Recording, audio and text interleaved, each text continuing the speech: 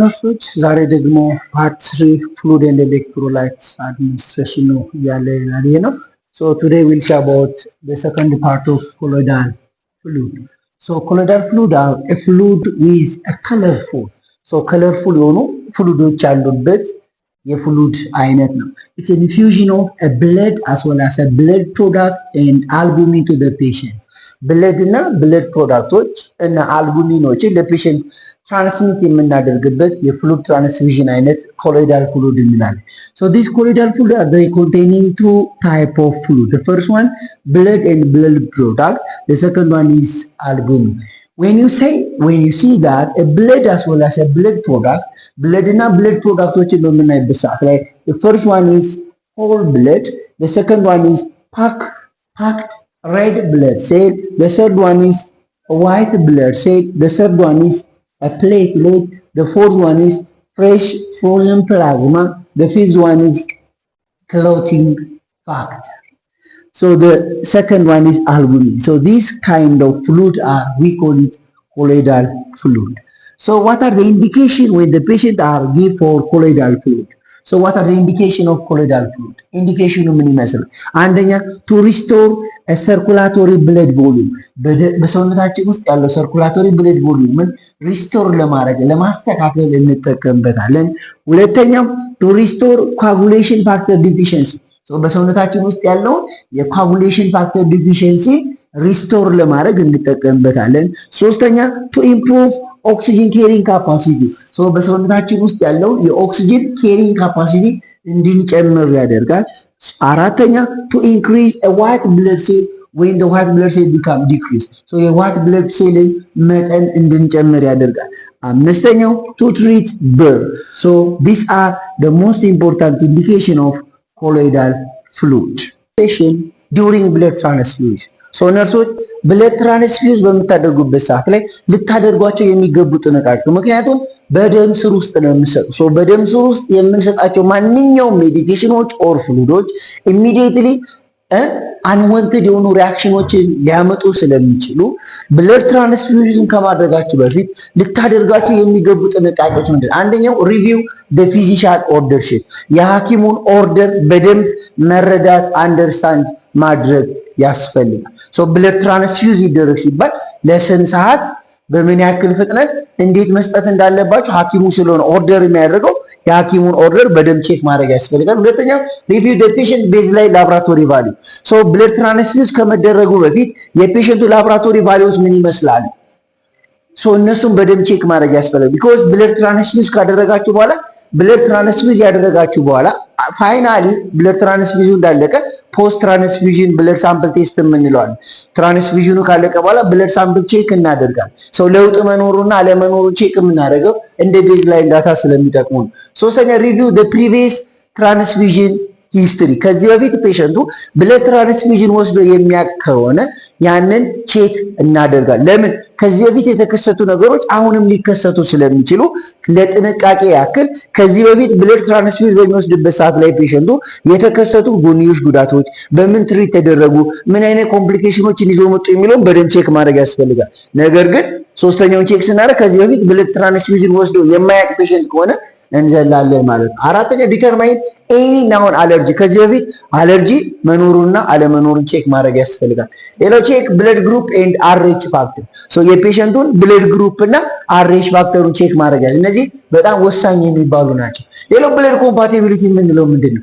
ብለድ ኮምፓቲቢሊቲ የምንለው ደም በሚሰጠውና ደም በሚቀበለው ፔሸንቶች ወይም ሰዎች መካከል ያለ ዝምድና ወይንም የደም አይነታቸውና አርኤች ፋክተራቸው ተመሳሳይ ነው የሚለውን ቼክ የምናደርግበት የላቦራቶሪ ፕሮሰስ ነው ብለድ ኮምፓቲቢሊቲ የምንለው።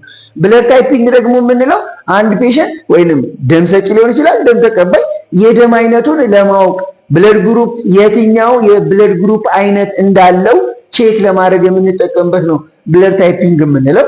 ሌላው ክሮስ ማች ነው። ክሮስ ማች የምንለው የፕሮሰስ ኦፍ ኢንሹሪንግ ኮምፓቲብል ቢትዊን ብለድ ዶነር ኤንድ ብለድ ሪሲፒየንት፣ ደም በሚሰጠውና ደም በሚቀበለው ሰውዬ መካከል ኮምፓቲቢሊቲ ተመሳሳይ ናቸው ወይ የሚለውን ቼክ የምናደርግበት ነው። ኢን ዘ ወርልድ ሰዎች የተባሉ አጠቃላይ 4 አይነት የደም ግሩፕ አላቸው። ዓለም ላይ ያሉ ሰዎች ከነዚህ 4 አይነት የደም አይነቶች አንዱን ሊይዝ ይችላል ማለት ነው። እነዚህ ብለድ ግሩፕ ታይፖች ወይም የደም አይነቶች የምንላቸው ማናቸው ስንል አንደኛ ብለድ ግሩፕ ኤ የምንለው ነው። ብለድ ግሩፕ ኤ ፖዚቲቭ፣ ብለድ ግሩፕ ኤ ኔጌቲቭ ሊኖር ይችላል። ሁለተኛው ብለድ ግሩፕ ቢ ፖዚቲቭ ኤንድ ብለድ ግሩፕ ቢ ኔጌቲቭ። ሶስተኛው ብለድ ግሩፕ ኤቢ ፖዚቲቭ ኤንድ ብለድ ግሩፕ ኤቢ ኔጌቲቭ። አራተኛው ብለድ ግሩፕ ኦ ኔጌቲቭ ኤንድ ብለድ ግሩፕ ኦ ፖዚቲቭ ሊሆን ይችላል። ስለዚህ አንድ ሰው ወይ ብለድ ግሩፕ ኤ ነው ወይ ብለድ ግሩፕ ቢ ነው ወይ ብለድ ግሩፕ ኤቢ ነው ወይ ብለድ ግሩፕ ኦ ነው ማለት ነው። ሌላው አንቲጀንስ ለምሳሌ ደም ብለድ ዶነር የሚያደርገው ሰው ራሱ የብለድ አርቢሲ ላይ አንቲጅን አለው። አን አንቲጅን አር ኮመንሊ ካውዝድ ባይ አን አንቲቦዲ ሪአክሽን ኢዝ ኮልድ አጉልቲኔሽን። አጉልቲኔሽን ምንድነው ማለት በብለድ ዶነሩ እና በብለድ ሪሲፒያንቱ መካከል ብለድ ዶነሩ አንቲጅን አለው፣ ብለድ ሪሲፒያንቱ ደግሞ አንቲቦዲ አለው። ሶ በእነዚህ የደም አይነታቸው በማይገናኝበት ሰዓት ላይ ወይንም ኮምፓቲብል በማይሆንበት ሰዓት ላይ ሊከሰት የሚችል ሜዲካል ኢመርጀንሲ ነው። አጉልቲኔሽን ማለት አንቲጂን አንቲቦዲ ሪአክሽን ነው። ሶ አጉልቲንስ ኦር አንቲቦዲ ፕሬዘንት ኢን ዘ ብለድ ፕላዝማ። ሶ አጉልቲኔሽን ወይም አጉልቲን የምንለው በእያንዳንዱ ብለድ ፕላዝማ ውስጥ የሚገኝ ነው። ሶ እያንዳንዱ ብለድ ፕላዝማ ላይ አንቲቦዲ አለ። ይሄ አንቲቦዲ የት እናገኘዋለን? ብለድ ፕላዝማ ላይ እናገኘዋለን። ሌላው አርኤች ፋክተር ነው። አርኤች ፋክተር ነው። RH antigen are present about 85% of the total population. So RH ፋክተር የሚገኘው ሬድ ብለድ ሴሉ ላይ ነው። ሶ ሬድ ብለድ ሴል ላይ ዲ አንቲጂን የሚባል ካለው RH ፖዚቲቭ ይባላል። ዲ አንቲጂን ከሌለው ደግሞ RH ኔጌቲቭ እንላለን። ስለዚህ 85% ፖፑሌሽን ማለት ከመቶ ሰው 85ቱ RH ፖዚቲቭ ነው፣ 15%ቱ ደግሞ ምን ይባላል? RH ኔጌቲቭ ነው። አሁን እዚህ ጋር ብለድ ግሩፕ አለ። እዚህ ጋር ደግሞ አንቲጅን ወይንም አጉልቲኖጂንስ የምንለው ሬድ ብለድ ሴሉ ላይ አለ። ሬድ ብለድ ሴሉ ላይ አጉልቲኖጂንስ ወይም አርቢሲ አለ። ስለዚህ አጉልቲኖጂን የሚኖረው ወይም አንቲጂኑ የሚኖረው ሬድ ብለድ ሴሉ ላይ ነው። አንቲቦዲ ወይንም አጉልቲን ደግሞ የት ላይ ነው? ፕላዝማ ላይ። ስለዚህ አንቲጂን ሬድ ብለድ ሴል ላይ፣ አንቲቦዲ ደግሞ ፕላዝማው ላይ ይገኛል። ሶ ኮምፓቲብል አርቢሲ። ስለዚህ ብለድ ትራንስፊውዥን ኮምፓቲብል ቼክ ሲደረግ ኮምፓቲብል ፎር አርቢሲ ኤንድ ኮምፓቲብል ፎር ፕላዝማ። ስለዚህ በብለድ ሰጪውና በብለድ ተቀባዩ መካከል አርቢሲው እና ፕላዝማው ላይ ኮምፓቲብል ነው ወይስ ኮምፓቲብል አይደለም ብለን ቼክ የምናደርግበት ፕሮሰስ ነው። እሺ ብለድ ግሩፕ በምናይበት ሰዓት ላይ ቅድም ስላየን ብለድ ግሩፕ ኦ፣ ብለድ ግሩፕ ኤ፣ ብለድ ግሩፕ ቢ እና ብለድ ግሩፕ ኤቢ የሚባሉ አሉ። አንቲጂን ኦን አጉልቲኔሽን ኦን አርቢሲ ላይ አርቢሲያቸው ላይ አንቲጂን ያላቸው ብለድ ግሩፕ ኦን ስናየው ብለድ ግሩፕ ኦ አርቢሲ ሰርቪሱ ላይ አንቲጂን የለው። ብለድ ግሩፕ ኤስ ታይፕ ኤ የሚባል አንቲጂን አርቢሲ ሰርቪሱ ላይ አለው። ብለድ ግሩፕ ቢ ደግሞ ታይፕ ቢ የሚባል አንቲጂን አርቢሲ ሰርቪሱ ላይ አለው። ብለድ ግሩፕ ኤ ደግሞ ስንል ቦስ ኤ ኤንድ ቢ የሚባል አንቲጂን አርቢሲ ሰርቪሱ ላይ አለው።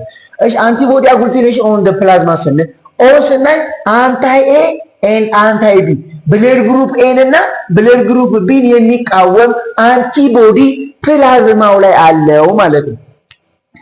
ብለድ ግሩፕ ኤን ደግሞ ስናይ አንታይ ቢ ብለድ ግሩፕ ቢን የሚቃወም አንቲቦዲ ፕላዝማ ሰርፌሱ ላይ አለው ማለት ነው።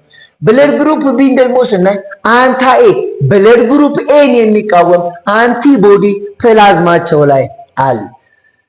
ብለድ ግሩፕ ኤቢስ ደግሞ ስናይ ናይዘር ኤ ኖር ቢ አንቲቦዲ የሌላቸው ምንም አይነት አንቲቦዲ ፕላዝማቸው ላይ የሌለ የብለድ ግሩፕ አይነቶች ብለድ ግሩፕ ኤቢ ናቸው። እሺ ኮምፓቲብል አርቢሲ ስንል ብለድ ግሩፕ ኤ አርቢሲ ኮምፓቲብሉ ከኦ ጋር ነው። ብለድ ግሩፕ ኤ አርቢሲ ኮምፓቲብሉ ከኤ እና ከኦ ጋር ነው። ብለድ ግሩፕ ቢ አርቢሲ ኮምፓቲብሉ ከቢ እና ከኦ ጋር ነው። ብለድ ግሩፕ ኤቢ አርቢሲ ኮምፓቲብል ከኤቢ ጋር ብቻ ነው። እሺ ኮምፓቲብል ፕላዝማ በምናይበት ሰዓት ላይ ኦ ከኦ ጋር፣ ከኤ ጋር፣ ከቢ ጋር፣ ከኤቢ ጋር ኮምፓቲብል ነው ማለት ነው። ስለዚህ ምንም አይነት ችግር አይፈጥርም። ኤስ ከኤ እና ከኤቢ ጋር፣ ቢስ ከቢ እና ከኤቢ ጋር፣ ኤቢስ ከኤ ከቢ ከኤቢ እና ከኦ።